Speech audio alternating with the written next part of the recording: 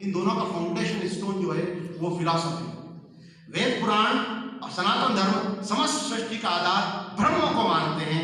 यथा हम कहते हैं ब्रह्मम सत्यम जगत मिथ्या, यथा पिंडे तथा ब्रह्मांडे सर्वम खलविदम ब्रह्मम।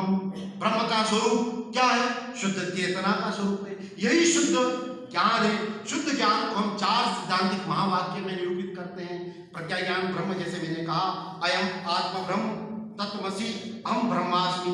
ब्रह्म जगत का कारण है, हम ये मानते हैं।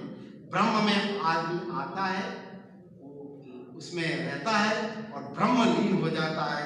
संसार ब्रह्म आच्छादित, ये दोनों ही स्वीकारते हैं। जो शुद्ध है वही बुद्ध है। जो शुद्ध ज्ञान है वो सर्वव्यापक है, वो सर्वव्यापक चेतना है, शुद्ध चेतना का दृष्टा है।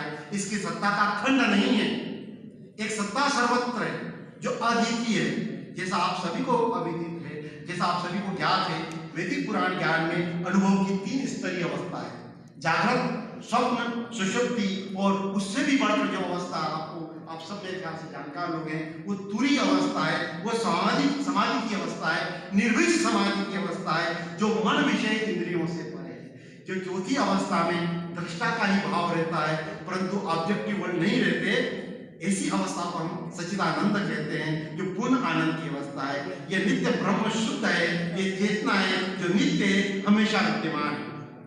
मैं उदाहरण देना चाहता हूँ बटुकों के लिए, इससे हमारी बात को हम सिंप्लीफाइड करेंगे। चलचित्र का, आप किसी थिएटर में जाते हैं, मूवी देखते हैं, वहां पर जो पर्दा है वो नित्य है, जो दृश्य है वो परिवर्तनशील है।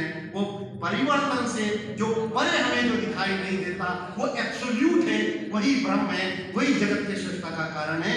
वो तो बौद्ध दर्शन में आत्मा का जो अस्तित्व है वो व्यवहारिक और लौकिक व्यवहार तक ही सीमित है। ये बड़ा एक चिंता का प्रश्न हो सकता है, शायद हम इस पर आगे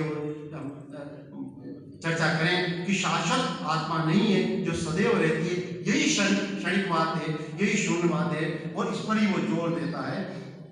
परंतु कर्म और क्लेशों से यदि हम मुक्त हों तो हम निवृत्त होते हैं। जैसे एक दिए का उदाहरण यहाँ पर देना चाहूंगा कि आप देखें, तेल वो बत्ती समाप्त होने पर भी दीपक का अस्तित्व है, दीपक बरकरार है। उसी तरह हम ब्रह्म को पुराणों में, वेदों में, उपनिषदों में और आगे वाले हमारे सनातन धर्म की जितने भी ग्रंथ हैं उसमें हम कहते हैं कि हम ब्रह्म की सत्ता का विरोध नहीं देखते हैं बुद्धिज्म, परंतु सत्ता की परिवर्तनशीलता और क्षणिकता को वे जरूर प्रतिपादित करते हैं।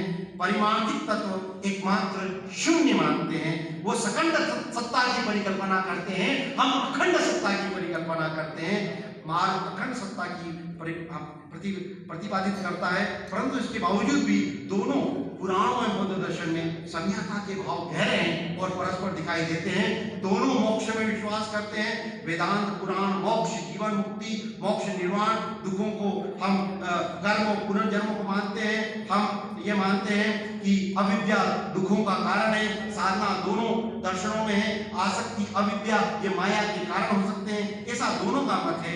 सनातन धर्म जरूर व्यक्ति सापेक्ष हो सकता है, परंतु बौद्ध धर्म दर्शन को हम सापेक्ष, व्यक्ति सापेक्ष ही निरूपित करेंगे। दोनों में गुरु शिष्य परंपरा एक महान परंपरा है।